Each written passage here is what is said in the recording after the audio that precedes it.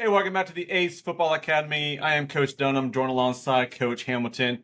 We are getting ready for our next Friday Footy Talk, Coach. Last week, I gave my rundown of my trainings, how I set them up, what I'm looking at in that detail. We're going to reverse the tables here, and I'm going to start hounding you about your trainings, get your insight. Again, you and I have talked multiple times over the past 3 years doing this podcast. We are different coaches. Yeah, absolutely. We have different styles, formations, ways of looking at things, and there's nothing wrong with that. And I think we need to make sure that that's understood. There are so many ways to coach the game. There's so many ways to play the game. There's so many ways to perceive the game, and none of it's wrong. Well, and I think, and you and I have really honestly been on the same sideline together 2 years, right? We hopefully, sounds like maybe we're going to get to work together some this spring, which we're both excited about. But yeah, in that 2 years that I think what made us so good is the fact that we were so different. Very cool. Right? And I think that we both see the games or the match in different styles, different ways. I think we both coach in different ways. So that's very true. We're able to, our communication is really good, not only between you and I, but between the players as well. You can go and say something to a player, and I can watch and I can see it on their face that you're not getting to them, and that you walk away and I'm like, come here, here's what he wants you to do. Yeah. And then vice versa, right? You've seen me talk to players and thought, yeah, they're not registering what he's saying. So I walk away, you're just like, hey, come here. Here's what he's telling me. Yeah. Right? So I do think that's what makes this fun. And not only, you said it's not a bad thing, I would argue that it's a good thing. 100%. And one of the new things our club has started doing is adding official assistant coaches, which this season I've signed up as an assistant coach for quote unquote a dad coach, a guy you and I have known for a few years. And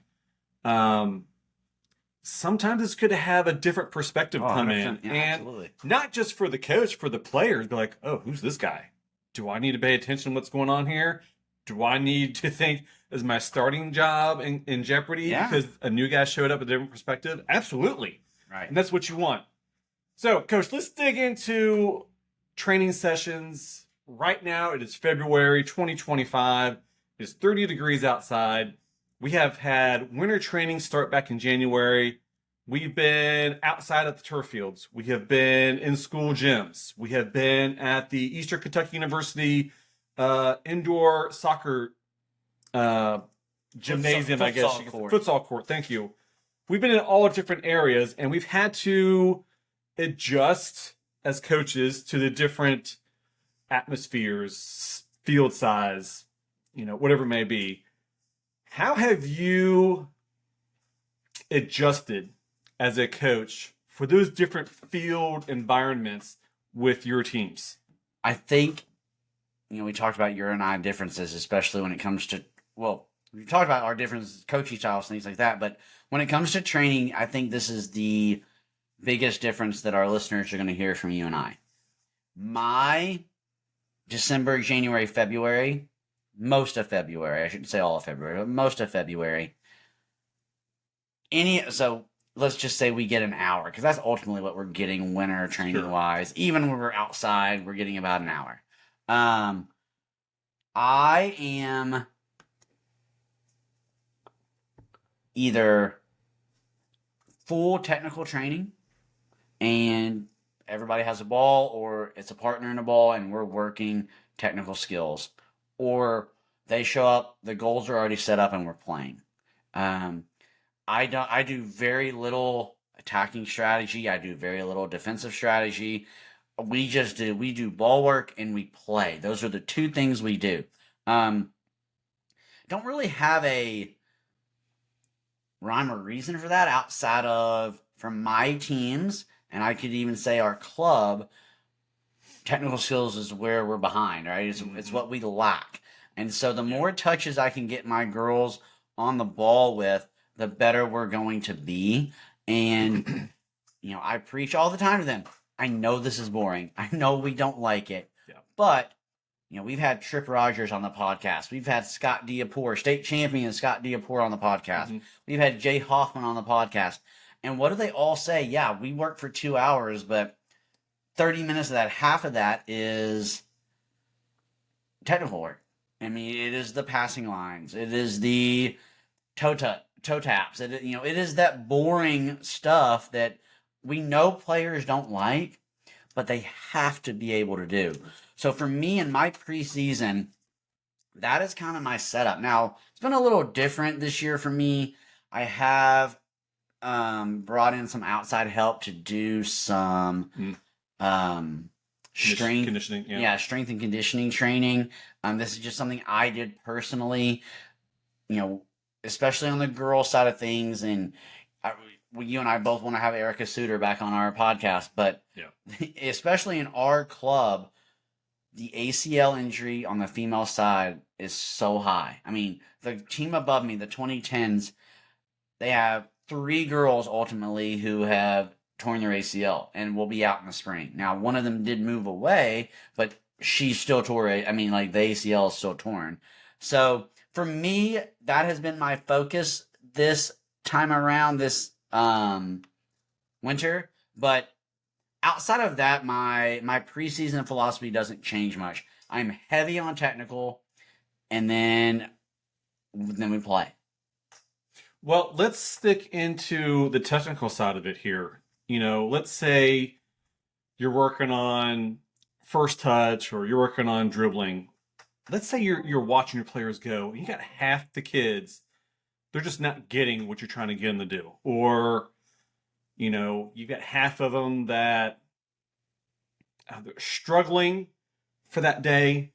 Do you stick with that technical training and just go a little bit longer? Or do you cut off, say, that's been 30 minutes, we got to get on to playing? What's your outlook on that when you have those situations going on with your training day? My players would hate that you asked this question because I stick with it. And especially if it's an effort thing. So I'll tackle this 2 ways.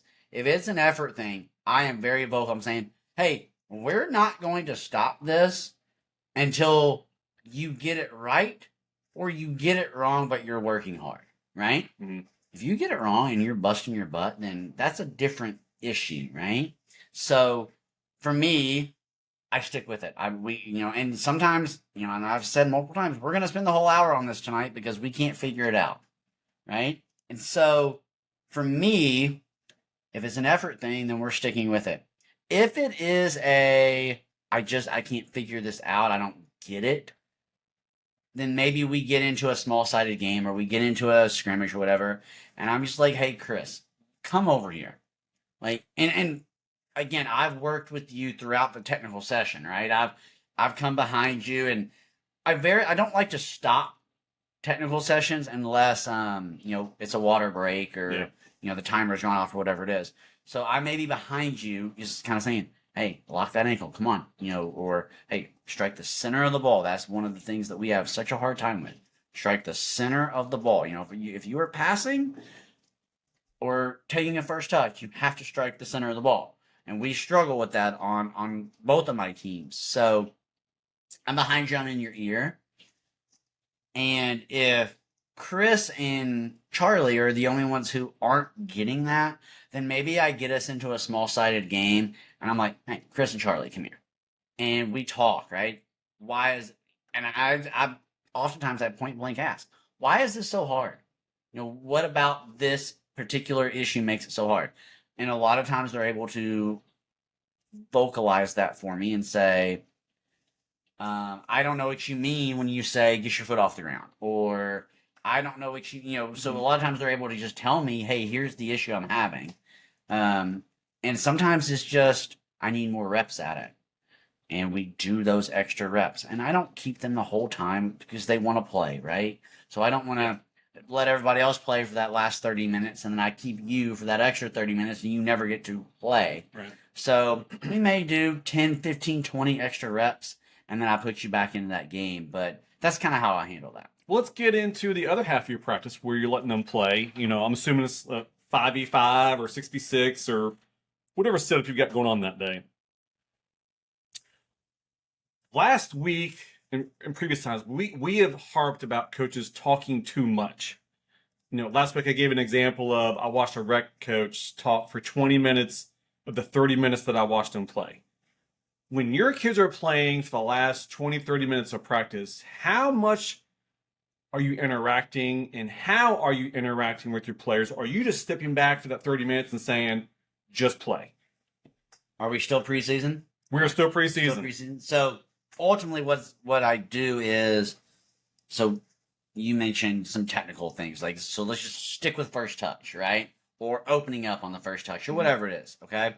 So again, I try to never stop play unless it's natural stoppages. So maybe there's a throw in, things like that. But in the preseason, I never stop play. Again, I may grab you and say, hey, Blue, you're down a man because I'm talking to Chris for a minute, right? And so Blue has to adjust and play down a man for 90 seconds or 60 seconds, whatever it is, which I do love, and we'll get into that about with the in-season training, but, they have to adjust on the fly.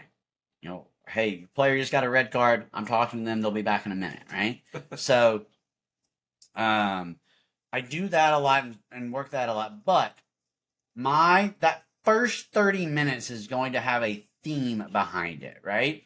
Whether it's controlling the ball out of the air or, opening up to look to switch the fields or whatever we worked on, the technical side of things, that's what I'm harping on that final 30 minutes.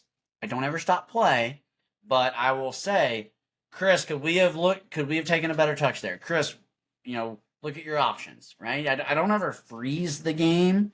Now, I will come back to moments every now and then. So if the ball goes out of bounds, I may say, hey, play this ball back to Chris real quick. And I'll put players back where they were. And then I'm just like, hey, where did that first touch need to go? And you're like, I was like, hey, where did your first touch go? And you said, I went towards the center. Right? Where did that first touch need to go? I needed to take it wide. Right? And then we just go back to the throw in and we play and we go back live. But usually that 30 minutes of play is sponsored by the 30 minutes of technical work before that, right? So, if our focus has been, again, we keep using first touch. If our focus has been first touch, I'm not going to necessarily harp on you for switching the field or not switching the field when I think you should have switched the field, because that hasn't been the focus of our practice, right? That our focus has been, did you take a good first touch? Mm-hmm. And if you did, and then played it right back into the defense, then, okay, that's not what we wanted, but your first touch is where we wanted it. Great conversation, Coach. We are the A.C.E Football Academy. We do thank you for joining us. I am Coach Dunham, joined alongside Coach Hamilton. Coach, I'm going to steer us in a quick different direction. You'll see where I'm going here. We are still in the preseason, but you and I both will be attending a tournament here the first weekend of March. It is still preseason to the league. So my question to you is, when you're doing these preseason tournaments, are you mixing things up with your rosters? Hey, I'll try so-and-so in this position. Or are you focusing on your starting lineup, getting ready for the upcoming season? Funny you mention that, because I will be honest with my technical training, with my preseason training method. Mm-hmm. I've done no formation work. I've done no, hey, here's how we're going to attack. Now, I've been with these girls for quite a while, so some of that is known, right? They know that we want to play from the outside in. They know that that's where our strength is. So, with you assisting on a new team where you have kind of felt like they didn't have an attacking method, so you needed to create one for them, right? I don't feel that pressure. Yeah, that makes sense. So, because, again, we've been together for 3 or 4 seasons now, actually, maybe longer than that. But for me, with that preseason tournament, and I haven't told my players this yet, so if they're listening, this is coming. But surprise. Yeah. This tournament is not about results, right? Sure. It can't be about results, because if it is about your results, you're either setting yourself up for a really good weekend or a failure weekend, right? It's one or the other, and then that always just depends on the draw, who you're Oh yeah, for playing, sure. right? Oh, And for sure. so, for me, I will mess around with things, and not that I don't in the regular season anyway, but we're going to play a 4-4-2. We're going to play a 3-2-3-2. We're going to play a 4-1-3-2. Like, we're going to do different things. And because that this is what is great about a preseason tournament. We're going to get 3 matches over the course of ultimately 24 hours, 36 hours. And what a great opportunity to put us into situations where we are uncomfortable. Hopefully we're up some, hopefully we're down some, and you kind of figure things out through the course of playing the game. All right, Coach. Let's move into in season. You've played your preseason tournament. You had mixed results. You've played your very first game of the season and had mixed results. Let's just keep it that way. Are you still sticking with your technical and let them play routine, or are you changing things up to be more specific in your day-to-day trainings each week? Both. And I know that's not a fair answer, but normally we get 90 minutes to train, right? Mm-hmm.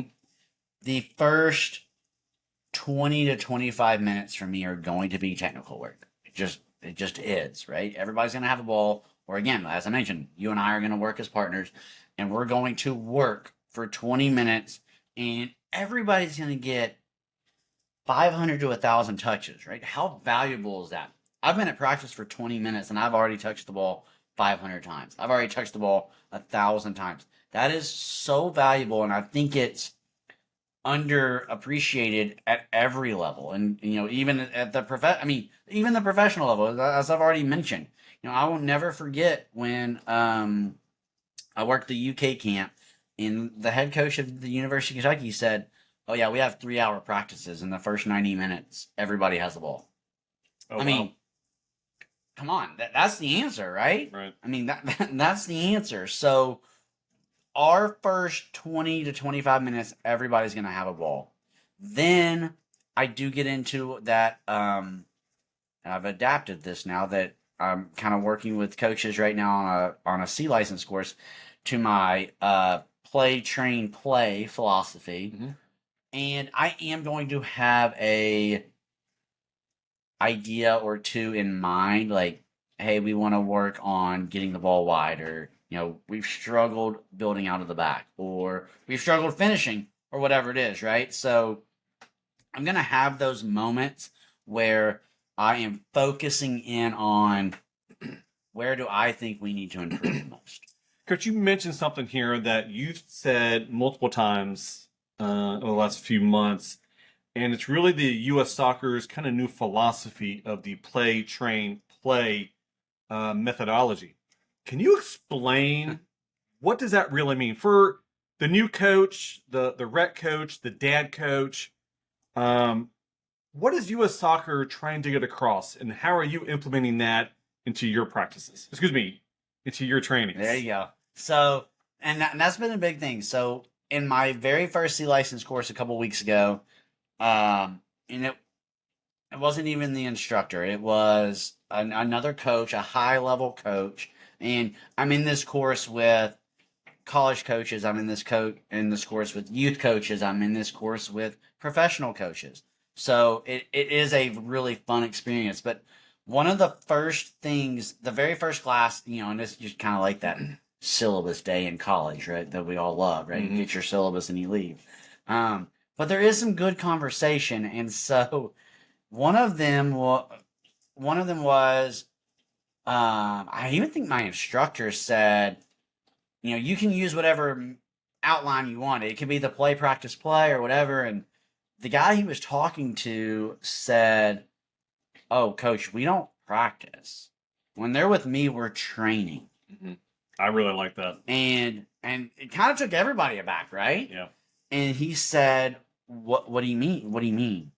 And he said, "No, when they're with me, we train. they should be practicing on their own at home.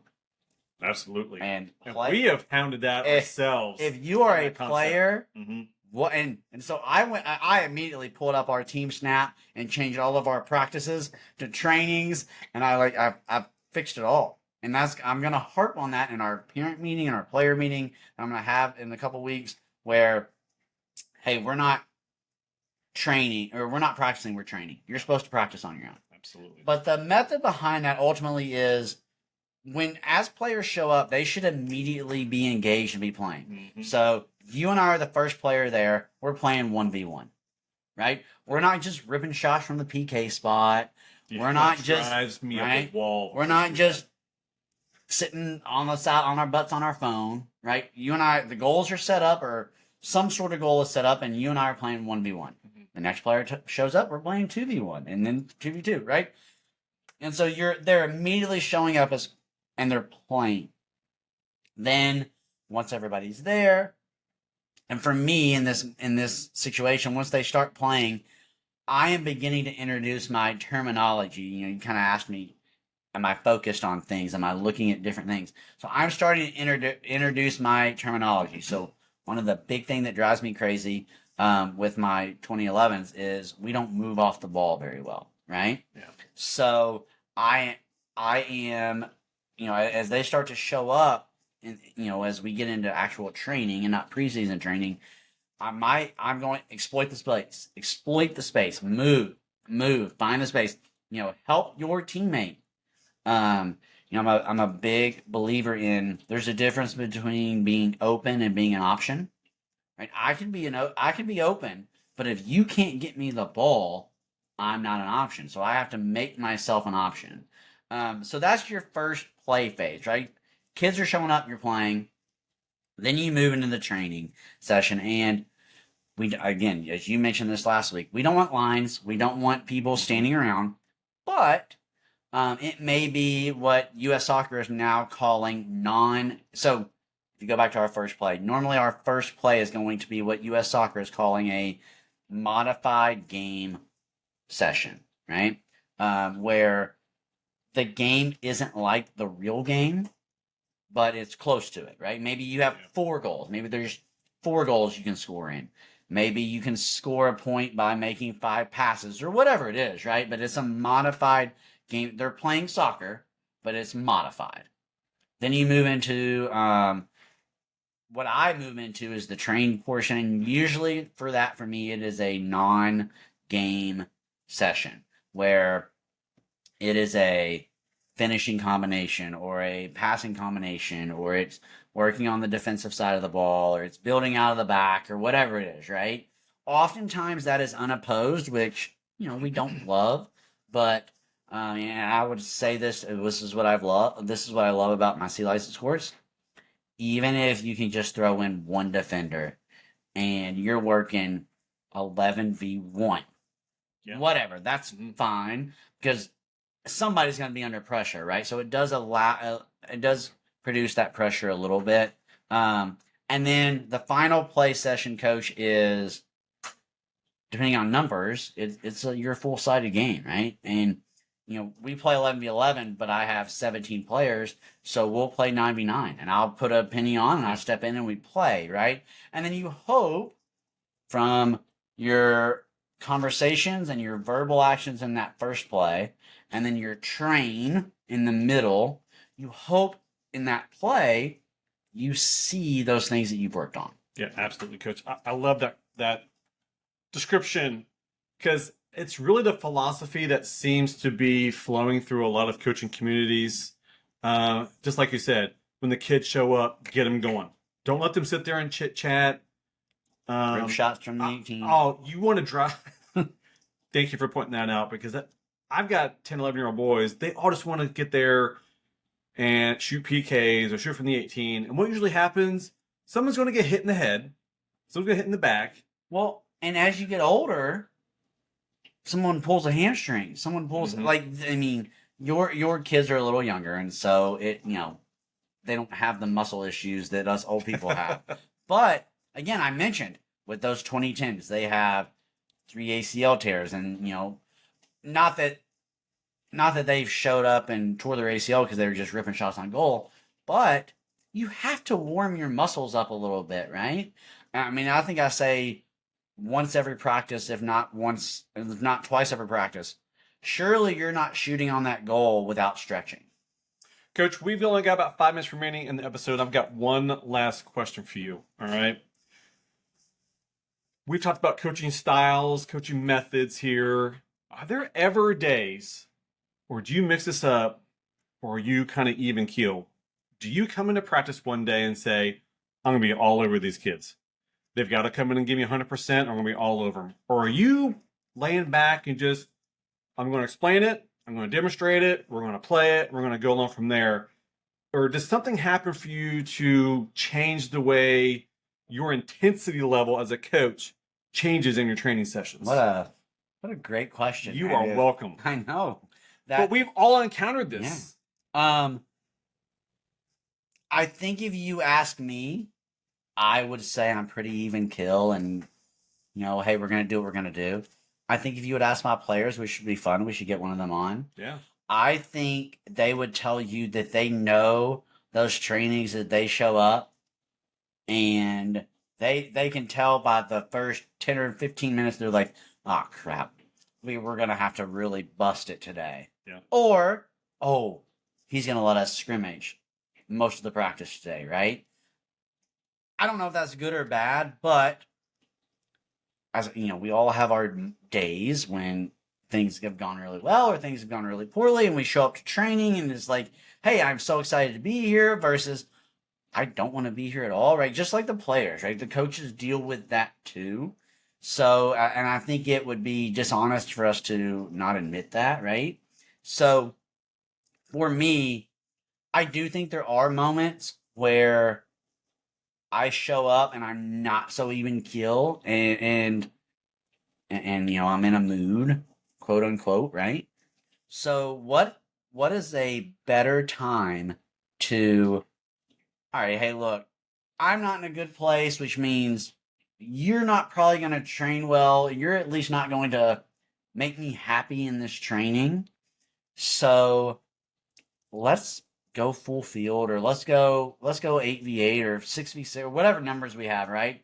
And I'm playing and let's roll, because you and I both know as coaches what really turns up the intensity in your trainings. It's when you put on your cleats and you step into the drill. Yeah, for right. sure. Then all of a sudden it's just like, oh.